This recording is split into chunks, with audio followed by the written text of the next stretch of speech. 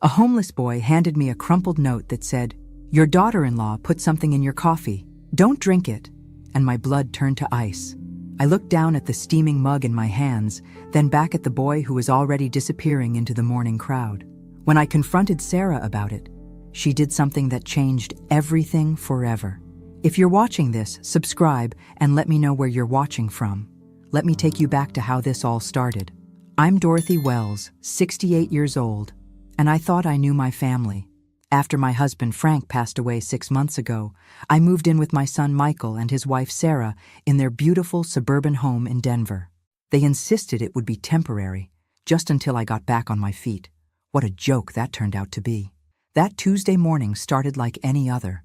Sarah had made coffee, something she'd begun doing every morning since I arrived. "Fresh pot for you, Dorothy," she'd say with that smile that never quite reached her eyes. I should have noticed how she always handed me a specific mug, the blue one with tiny flowers, while she and Michael drank from plain white ones.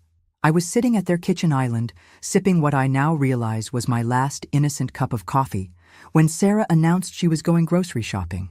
"Make yourself at home," she said, grabbing her designer purse, as if I could do anything else in a house where I felt like an unwelcome guest. 20 minutes later, I decided to walk to the corner store for a newspaper. Frank and I had read the morning paper together for 43 years, and old habits die hard. The autumn air was crisp, and for a moment I felt almost human again instead of like the burden everyone seemed to think I was. That's when I saw him. A boy, maybe 10 years old, sitting on the steps of the abandoned building next to the convenience store. His clothes were dirty, his hair matted, and he was clutching a torn backpack like it contained everything he owned. When our eyes met, he stood up with an urgency that made my heart skip. "Ma'am," he called out, his voice small but determined. "Ma'am, please wait." I stopped, something in his tone cutting through my usual wariness of strangers. He approached slowly, like he was afraid I might run away, and pressed a piece of paper into my palm. His hands were cold and trembling. "Don't drink the coffee," he whispered, his young face serious beyond his years. "The lady with the yellow hair, she put something in it. I seen her." Before I could ask what he meant, what he'd seen, or even get his name, he was gone, running down the street like his life depended on it, leaving me standing there with a crumpled note and a growing sense of dread that would change everything. I stared at that piece of paper until the words blurred together, my hands shaking so hard I could barely hold it steady. The boy's handwriting was shaky but clear. "Your daughter-in-law put something in your coffee. Don't drink it." Below that, in smaller letters, "I watch from the alley. She don't know." My mind raced back to the past few weeks. How tired I'd been feeling every morning, more exhausted than grief alone could explain. The way I'd been sleeping until almost noon, something I'd never done in my entire life. The episodes of dizziness that Sarah attributed to my age and emotional state. "You're just having a hard time adjusting, Dorothy," she'd say with that concerned voice that sounded so sincere. "Maybe you should see Dr. Morrison about something to help you sleep better." But I had been sleeping like the dead, in fact. So deeply that I barely remembered my dreams, waking up groggy and disoriented. Frank used to joke that I was the lightest sleeper in Colorado, able to hear a pin drop 3 rooms away. Yet lately, I could barely drag myself out of bed before lunch. I bought my newspaper with trembling hands, the teenage cashier giving me worried looks as I fumbled with my change. The walk home felt like it took forever, every step filled with a growing certainty that my son's wife had been poisoning me. But why? What could she possibly gain from keeping me sedated? Back at the house, I found my blue mug exactly where I'd left it, still half full of coffee. It looked innocent enough, smelled normal, but the boy's words echoed in my head. I picked it up and walked to the kitchen sink, my heart pounding like I was about to commit a crime.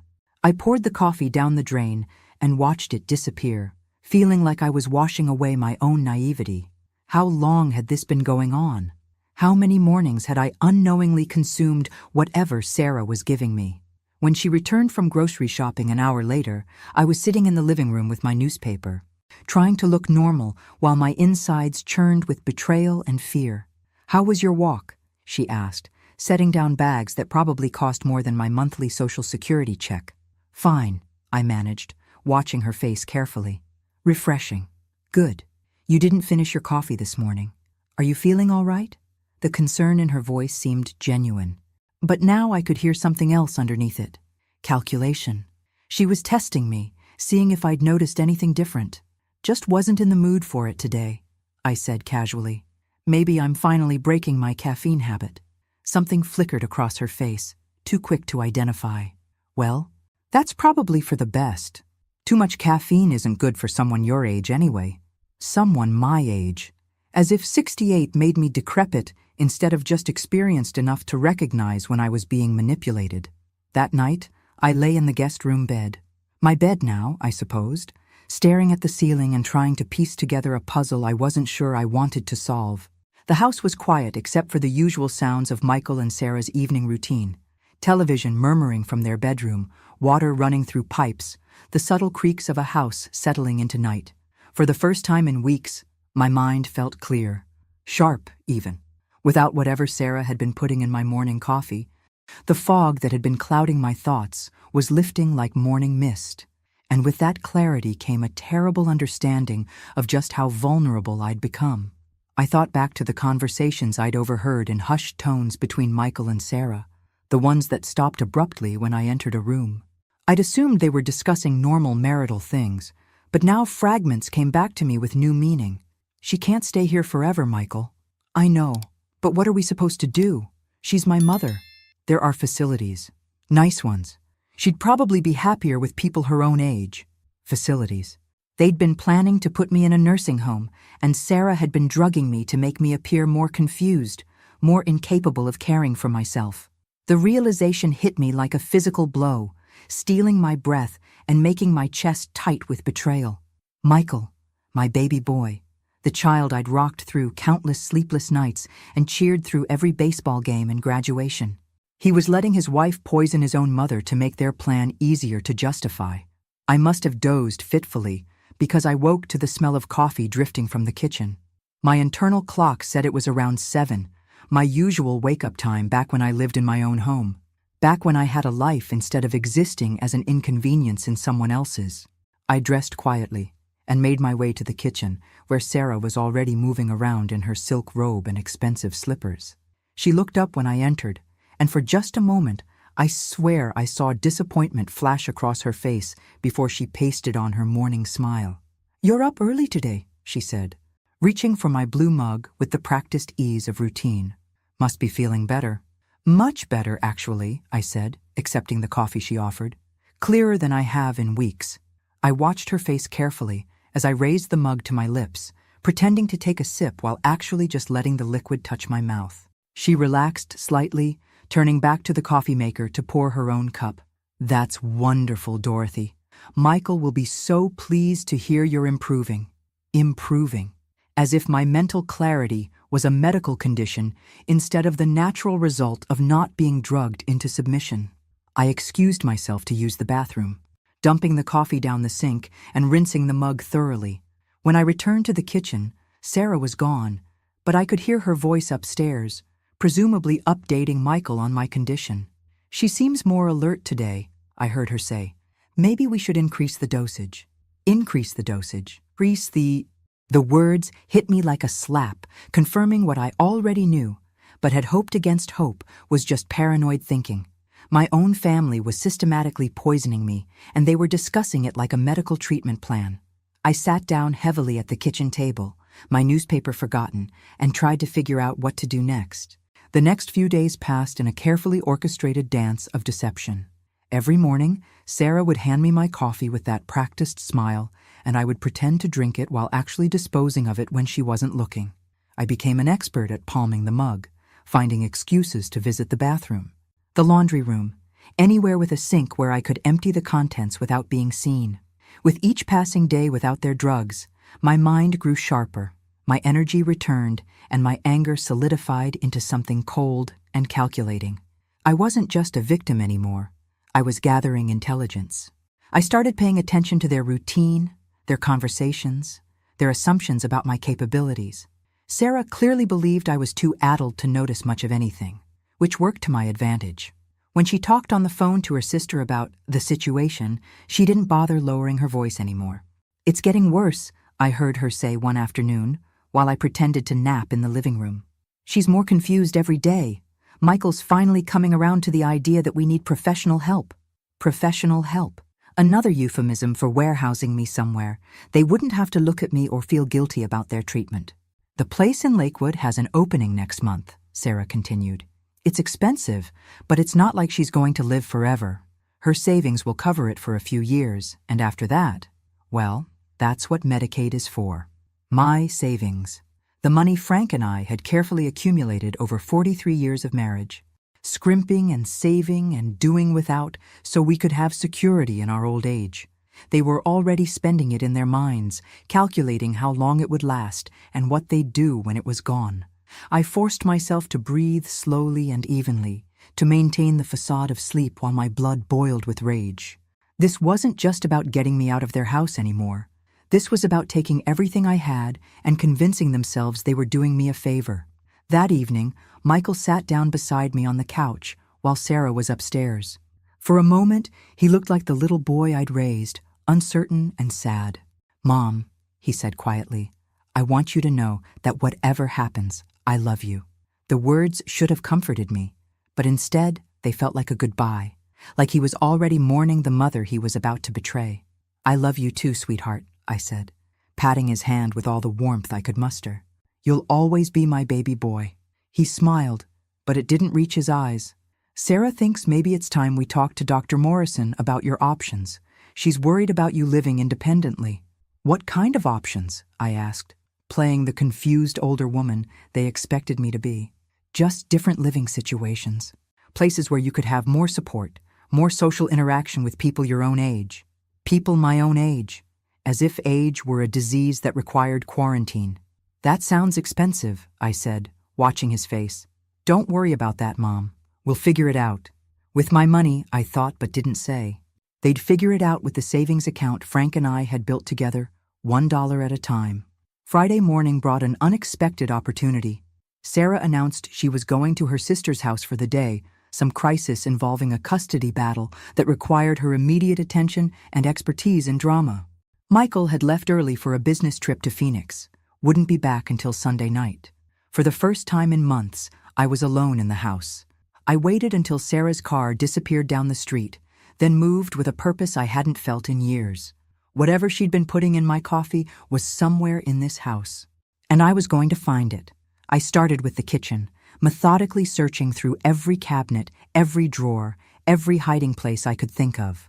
Nothing seemed out of the ordinary until I reached the high shelf where Sarah kept her specialty items.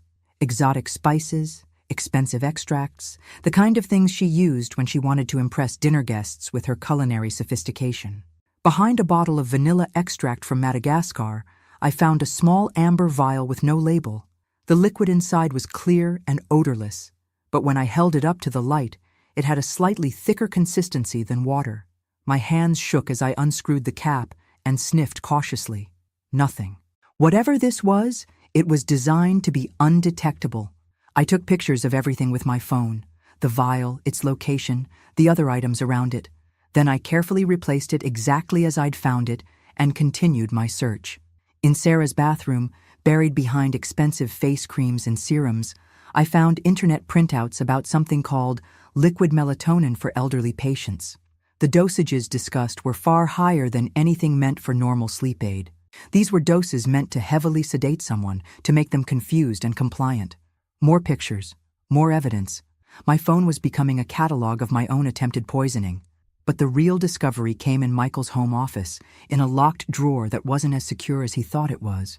I'd given him that desk for Christmas 5 years ago, and I remembered the extra key that came with it. Frank had taught me to keep track of such details. Inside, I found brochures for 3 different assisted living facilities, though the photos and descriptions made them look more like expensive prisons than homes. I found printouts of my bank statements, accessed somehow without my knowledge. I found a consultation report from an elder care attorney about incapacity proceedings and guardianship options. They'd been planning this for months. While I grieved my husband and struggled to adjust to widowhood, my son and his wife had been systematically plotting to have me declared incompetent so they could control my finances and my life. The final piece of evidence was a half-written letter to my doctor, signed by Michael, expressing concerns about my mother's increasing confusion and inability to care for herself. It detailed incidents that never happened, symptoms I'd never displayed, all building a case for why I needed to be institutionalized for my own safety. I photographed everything, my hands steady now with cold fury. They thought they were dealing with a confused old woman who wouldn't notice what they were doing. They had no idea they'd awakened something far more dangerous, a mother who'd realized her own child was betraying her. As I carefully returned everything to its original position, I heard a car in the driveway. Sarah was back early. I made it to the living room just as the front door opened, settling into my chair with the newspaper and trying to look like I'd been dozing peacefully all afternoon. "Dorothy?" Sarah called out. "I'm back. How was your day?" "Quiet," I said, not trusting myself to say more. But inside, I was planning. And for the first time since Frank died, I felt like myself again. Saturday morning arrived with the promise of reckoning. I woke before dawn, my mind crystal clear and my resolve absolute. Today, I would confront them with what I knew. Today, the careful deception would end. I dressed in my best outfit, the navy blue dress Frank had always loved, the one that made me feel dignified and strong. If I was going to tear my family apart, I was going to do it looking like a woman who commanded respect. Sarah was already in the kitchen when I came downstairs, going through her morning routine with mechanical precision. She looked up when I entered, and I saw that flicker of disappointment again when she noticed I was dressed and alert instead of shuffling around in my bathrobe like I had been for weeks. "You look nice today, Dorothy," she said, reaching for my blue mug. "Special occasion?" "You could say that," I replied, accepting the coffee and wrapping my hands around the warm ceramic. "We need to talk." Something in my tone made her pause, coffee pot still in hand. "Oh? About what?" I pulled out my phone and showed her the first photograph, the amber vial hidden behind her vanilla extract. "About this." The color drained from Sarah's face so quickly I thought she might faint. The coffee pot slipped from her hand and shattered on the kitchen floor, sending hot coffee and broken ceramic everywhere. "I don't know what you think you're looking at," she said, but her voice had lost all its artificial sweetness. "I think I'm looking at evidence that you've been drugging me for weeks," I said calmly. "Every morning in my coffee. Liquid melatonin in doses high enough to keep me sedated and confused." Sarah's mask finally slipped completely, revealing the calculating woman underneath. "You're being paranoid, Dorothy. That's just vanilla extract." I swiped to the next photo, the printouts about elderly sedation. Then the next, the assisted living brochures. Her eyes widened with each image, the reality of her situation dawning on her. "Where did you get those?" she whispered. "From your husband's office, from your bathroom, from all the places you thought I was too drugged to look." I stood up, still holding my untouched coffee. "Did you really think I wouldn't notice eventually? Or were you planning to increase the dosage until I was too far gone to figure it out?" The silence stretched between us like a chasm. Finally, Sarah laughed, a sound devoid of any humor. "You want to know the truth, Dorothy? Fine. Yes, I've been giving you something to help you sleep. Yes, Michael and I think you need more care than we can provide. And yes, we've been looking into options for your future." "My future," I repeated. "You mean my money?" Her eyes flashed with something ugly. "Your money won't last forever, especially not in those expensive facilities. Someone has to think practically about these things. Someone like you. Someone who isn't blinded by sentiment and denial about what's best for everyone involved." I walked to the kitchen sink and slowly, deliberately, poured my coffee down the drain. The symbolism wasn't lost on either of us. "Here's what's going to happen," I said, turning back to face her. "You're going to stop poisoning me. You're going to stop planning my life without my consent. And you're going to explain to Michael exactly what you've been doing when he gets home tomorrow." Sarah's laugh was bitter now.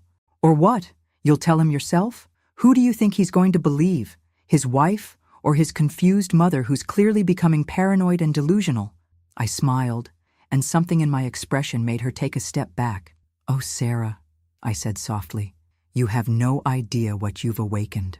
Sunday evening brought Michael home from Phoenix, and I watched from my bedroom window as his car pulled into the driveway. Sarah had spent the weekend walking on eggshells around me, clearly unsure whether I would follow through on my threat to expose her.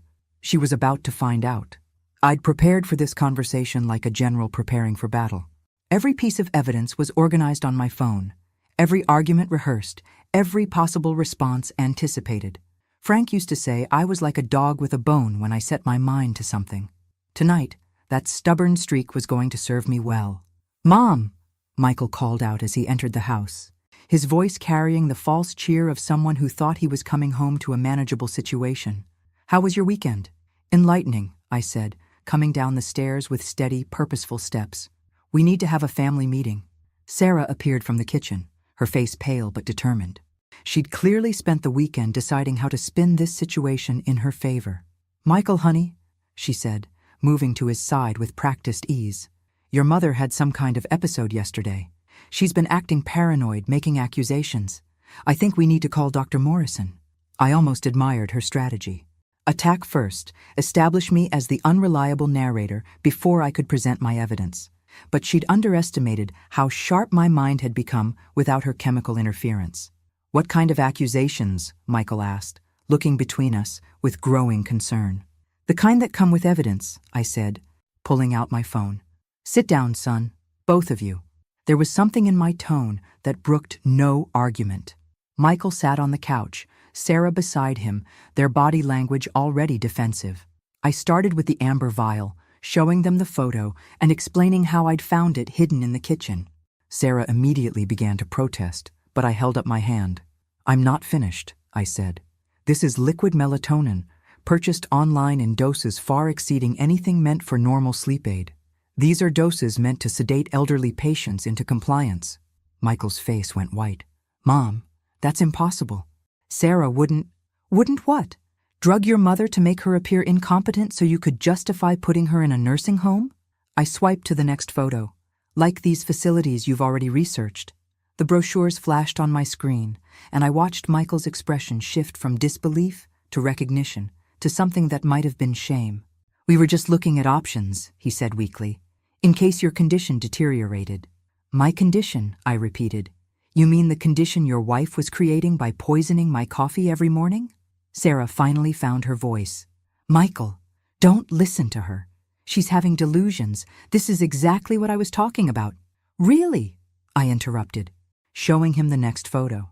"Am I delusional about this letter you wrote to Dr. Morrison, documenting incidents that never happened? Or this consultation with an elder care attorney about having me declared incompetent?" The silence that followed was deafening. Michael stared at the screen, his face cycling through emotions too quickly to track. When he finally looked up at Sarah, his expression was one I'd never seen before. "Tell me this isn't true," he said quietly. Sarah's composure cracked slightly. "Michael, you know how confused she's been getting. Someone had to think about the future, about what was best for everyone. By drugging her?" His voice rose. "By making her sick so we could justify taking control of her life? We weren't making her sick. We were helping her get the rest she needed. She was grieving, not sleeping well." "Bullshit," I said, and both of them stared at me in shock. I don't think I'd cursed in front of Michael since he was a teenager. "You were systematically sedating me to make me appear incapable of caring for myself. And you were doing it so you could access my savings account." Michael looked like he'd been slapped. "Your savings? Mom, we never..." "Check your bank records, son. Someone's been monitoring my accounts.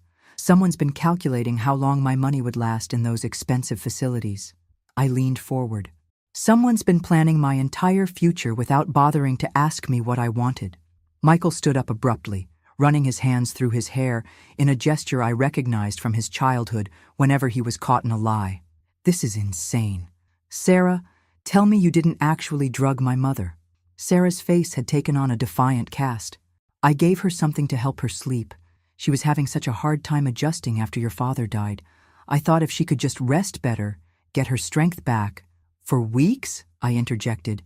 "You've been drugging me for weeks, making me so groggy I could barely function, making your husband think I was losing my mind." "You were losing your mind," Sarah snapped, her careful facade finally crumbling completely. "Wandering around the house at all hours, crying, not eating properly. Someone had to take control of the situation." "Someone had to take control of my bank account, you mean?" Michael's head whipped toward his wife. What bank account? Sarah, what is she talking about? I watched the calculation in Sarah's eyes, saw her trying to decide how much to admit, how much she could spin to sound reasonable. Your mother is almost 70 years old, Michael. She's living on a fixed income, vulnerable to scams, not thinking clearly about her finances. I was trying to protect her. By accessing my accounts without permission? I asked. By researching how long my savings would last in a nursing home? The betrayal on Michael's face was almost painful to watch. This was his wife, the woman he'd trusted with everything, and she'd been lying to him as much as she'd been lying to me. Show me, he said quietly. I pulled up the photos of my bank statements, the ones I'd found in his office with handwritten calculations in Sarah's neat script, numbers showing how long my savings would last at various facilities, what would happen when the money ran out, the cold mathematics of disposing of an inconvenient, elderly relative. Jesus Christ, Sarah, Michael whispered. These are Mom's private financial records. How did you even get these? I have your power of attorney for her accounts, Sarah said, but her voice had lost its conviction. No, I said firmly. You don't. Frank and I never gave anyone power of attorney over our finances. We were very careful about that. Michael's face was getting redder by the second. Then how? I may have used your login information, Sarah admitted. The bank's website. You showed me how to access it once when you were helping your mother with her online banking. The silence that followed was so complete, I could hear the neighbor's dog barking 3 houses away. Michael was staring at his wife like he'd never seen her before. You used my identity to access my mother's bank accounts without her consent, he said slowly, like he was trying to make sense of an impossible equation. I was trying to plan for her future. You were committing fraud, I said, and identity theft, and elder abuse. Should I continue? Sarah's composure finally shattered completely. Fine. You want the truth? Yes, I've been giving you something to help you sleep. Yes, I've been monitoring your finances. Yes, I've been researching care facilities because someone had to think practically about this situation. She stood up, pacing now, her hands gesturing wildly. Do you have any idea what it's like having you in our house? The constant depression, the crying, the way you make everyone feel guilty just by existing. Michael works 70 hours a week trying to support this family, and he comes home to his mother mourning all over everything. The cruelty in her voice took my breath away, but I forced myself to remain calm. So, your solution was to drug me until I was compliant enough to warehouse? My solution was to help you transition to a place where you could get proper care without destroying our marriage in the process. Michael had gone very still, the kind of stillness that comes before an explosion. When he spoke, his voice was barely above a whisper. Get out. Sarah stopped pacing. What? Get out of this house, now, tonight. Michael, you're overreacting. We can work through this. You drugged my mother. The words came out as a roar that seemed to shake the windows. You violated her bank accounts. You forged documents.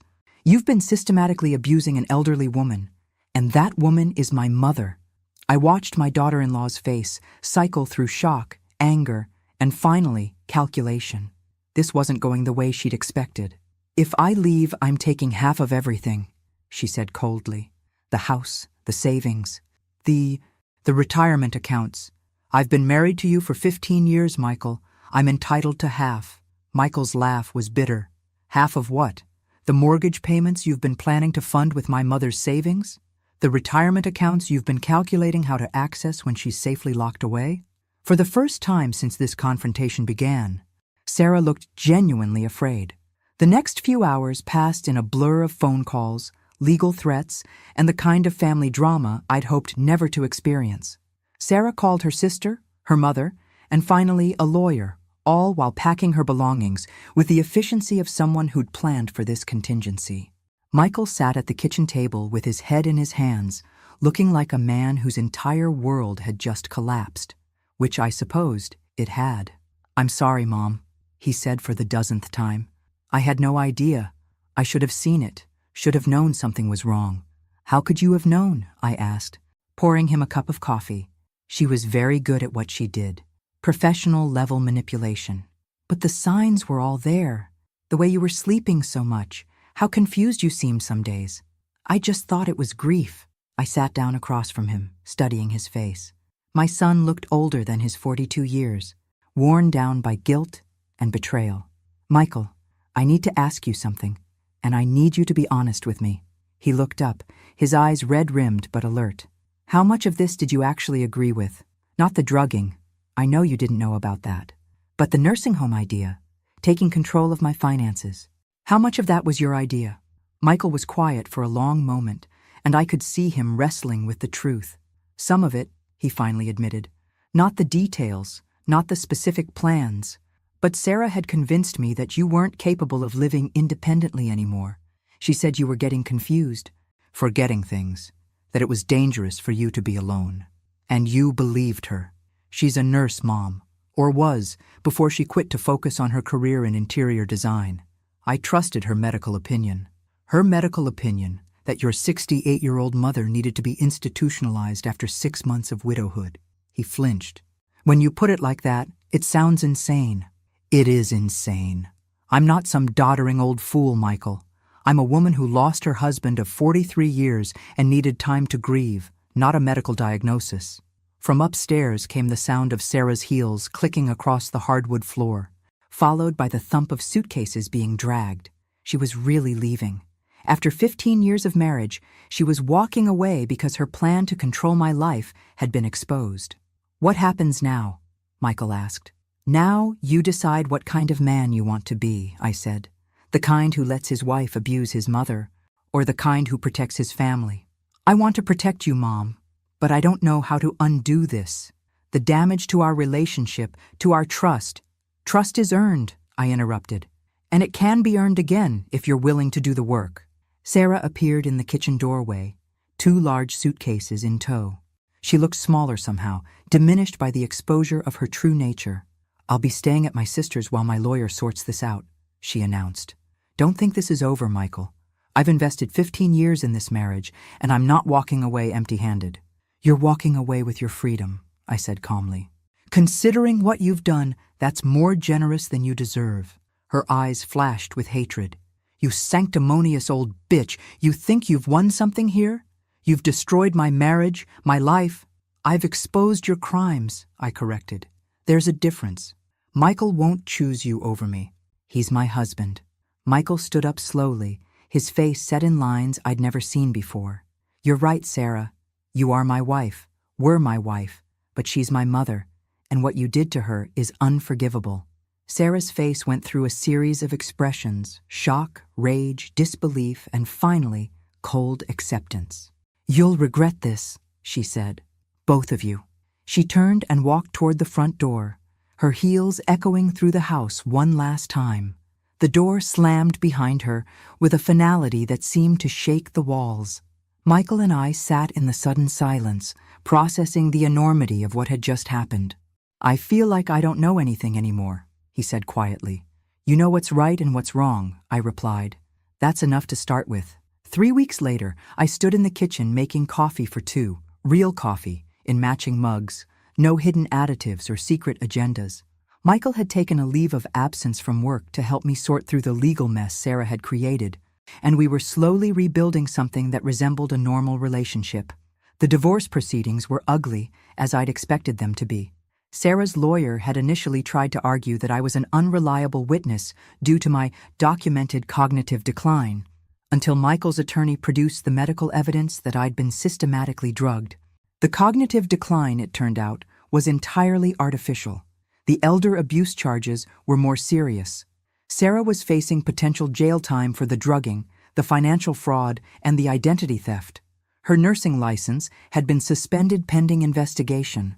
The perfect life she'd been so desperate to protect was crumbling around her. But the most surprising development came from an unexpected source. Mom, Michael said, coming into the kitchen with his phone in hand. You're not going to believe this. That was Detective Martinez. They want to talk to you about the homeless boy. I looked up from the coffee maker. What about him? Apparently he's not just any homeless kid. His name is Tommy Chen. He's 11 years old, and he's been missing from the foster care system for 3 months. They found him yesterday. My heart clenched. Is he okay? He's fine. Better than fine, actually. But Mom, you're not going to believe what he told them about how he knew to warn you. I set down my coffee mug, giving Michael my full attention. He's been living in that abandoned building for weeks, watching the neighborhood. He saw Sarah putting something in your coffee cup every morning when she thought no one was looking. But he recognized what she was doing because his previous foster mother used to drug him the same way. The words hit me like a physical blow. His foster mother drugged him? Liquid melatonin in massive doses to keep him quiet and compliant. The same thing Sarah was doing to you. When he saw her tampering with your coffee, he knew exactly what was happening. I thought about that brave little boy living on the streets, watching a stranger being abused and deciding to risk himself to help her. Where is he now? Child Protective Services has him temporarily, but Mom... Michael paused, looking uncertain. He asked if he could see you again. He wants to know if you're okay. Of course I want to see him. That child saved my life. There's more.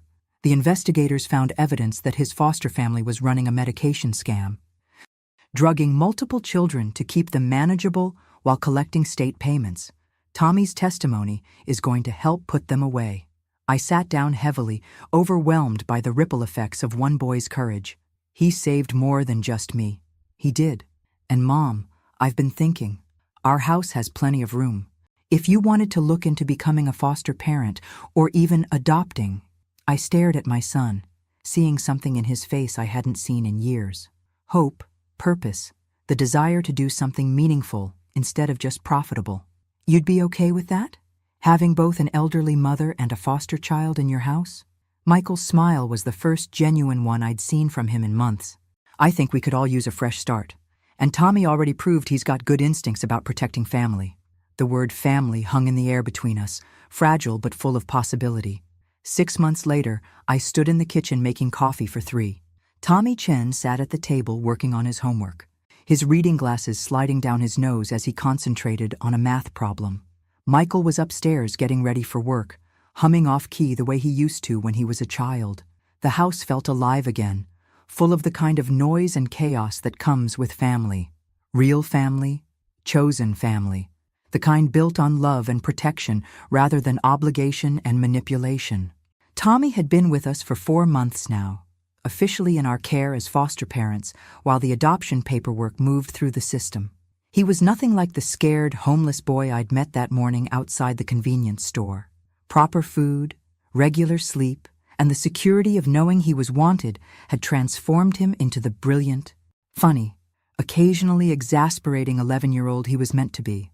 "Dorothy," he said, not looking up from his math, "can you help me with number 7? I keep getting the wrong answer."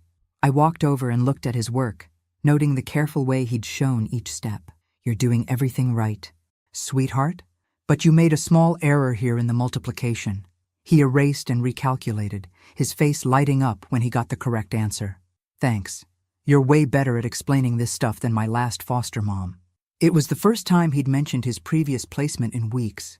The therapy was helping, slowly teaching him that not all adults would hurt him, that this new life was real and permanent. Michael appeared in the kitchen, straightening his tie. The past months had changed him too, given him a sense of purpose beyond just earning money. He'd started volunteering with a local organization that helped children in foster care, using his business skills to help them navigate the system. "Big day today," he announced. "The final adoption hearing." Tommy looked up from his homework, his expression carefully neutral. He'd learned early not to get too excited about good news, but I could see the hope he was trying to hide. "Whatever happens," I told him, "you're staying with us. This is your home now, even if the adoption doesn't go through." "Even if the adoption doesn't go through," Michael confirmed. "Though I don't think we need to worry about that. Judge Henderson has already indicated she's inclined to approve it." After breakfast, we all piled into Michael's car for the drive to the courthouse. Tommy was unusually quiet, but he held my hand tightly as we walked through the halls where his future would be decided. The hearing itself was surprisingly brief. Judge Henderson asked Tommy if he understood what adoption meant, if he was sure he wanted Michael and me to be his legal family. His answer was simple and perfect. "They already are my family. This just makes it official." When the judge signed the papers, Tommy Chen became Tommy Wells. Not just our foster child, but our son and grandson, legally and forever. Outside the courthouse, Tommy looked up at me with those serious eyes that had seen too much for someone so young. "Dorothy, can I ask you something?" "Anything, sweetheart." If I hadn't warned you about the coffee that day, what do you think would have happened? I considered the question carefully. Sarah's plan had been thorough, methodical. Without Tommy's intervention, I might very well have ended up exactly where she wanted me, sedated, confused, and helpless in some expensive facility while my savings paid for my own imprisonment. I think, I said finally, that you saved us all. Not just me, but Michael too, and yourself. Sometimes when people are drowning, they can't see the way to shore until someone throws them a rope. He nodded solemnly, then surprised me by grinning. So we all saved each other? We all saved each other, I agreed. As we drove home through the suburban streets where this all began, I thought about the homeless boy who'd risked himself to help a stranger, the son who'd found the courage to choose right over easy, and the new family we'd built from the ashes of betrayal. Sarah's plan had been to make me disappear, to erase my independence and my dignity in service of her comfortable life. Instead, her cruelty had led to the creation of something beautiful, a family bound not by obligation or genetics alone, but by the conscious choice to protect and love each other. That evening, as I tucked Tommy into the bed in what was now officially his room, he looked up at me with a sleepy smile. "Good night, Grandma Dorothy," he said. It was the first time he'd called me Grandma, and the word hit my heart like a gentle explosion of joy. "Good night, sweetheart," I replied. "Sweet dreams." As I turned off his light and headed to my own room, I reflected on the strange journey that had brought us all here. It had started with betrayal and drugged coffee, with a homeless child's courage and a family torn apart by greed. But it had ended with healing, with justice, and with the kind of love that chooses to see the best in people, even when they're at their worst. I was Dorothy Wells, 70-year-old grandmother, mother, and survivor. And for the first time since Frank died, I was exactly where I belonged. Thanks for listening. Don't forget to subscribe and feel free to share your story in the comments. Your voice matters.